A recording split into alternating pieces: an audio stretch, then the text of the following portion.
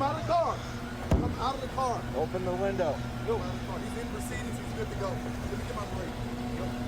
Lower the window. Watch out behind you, watch out! Holy watch out in front of you, watch out in front! Get out of the car. Get out of the car. Watch it. He's got a ram.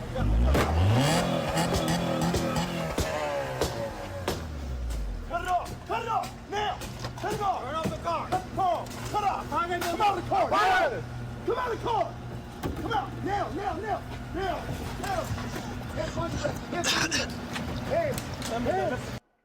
All right, here with reaction, ICE Director Todd Lyons. Todd, I mean, if that doesn't educate the public about these ramming incidents, I don't know what else will, on top of what happened. You know, previously, we now have 3 in recent days. Very dangerous now. Do you tie a lot of this danger to the rhetoric of people like Tim Walz, who compares ICE to Gestapo? Yeah, Sean, unfortunately, when we hear elected officials calling upon individuals to impede or obstruct, ICE law enforcement operations nationwide, you're going to see incidents like this. And that was a video you're probably not going to see on mainstream media, right, that actually shows exactly what's happening. You saw the officers and agents attempting to apprehend a criminally illegal alien, and there they are using their weapon, using their car as a weapon. The lead vehicle, the ICE vehicle, the gray one that was struck, that officer had to go to the hospital with neck injuries. And every day, Sean, this is what the men and women of ICE are facing. It's constant impediments, constant attacks like this. And, it's not safe for my folks. It's not safe for the public. It really needs to stop.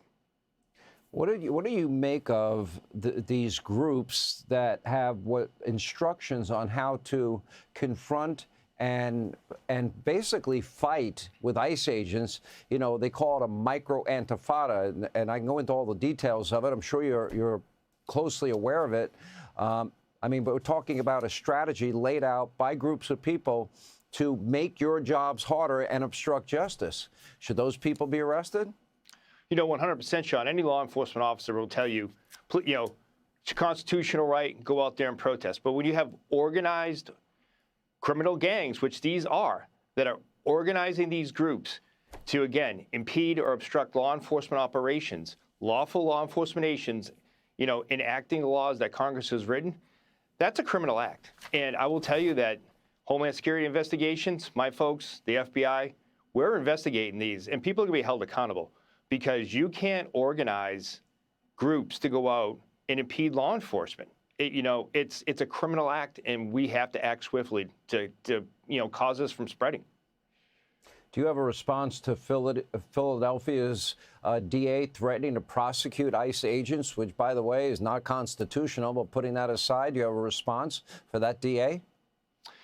Sean, what I'll say is the men and women of ICE, the men and women of ERO, the men and women of HSI, they're not committing any crimes. So he doesn't have to worry about arresting any of my folks, because what we're doing is we're enforcing the law. We are out there every day making this nation and his city safe again. So he shouldn't worry about the men and women of ICE. What he should worry about is the sanctuary policies that have these criminal aliens go back into his neighborhoods and commit heinous crimes like fentanyl trafficking, human trafficking, rape of a child. He should focus on those and let law enforcement do law enforcement work. All right, Director Lyons, thank you. Hey, Sean Hannity here. Hey, click here to subscribe to Fox News YouTube page and catch our hottest interviews and most compelling analysis. You will not get it anywhere else.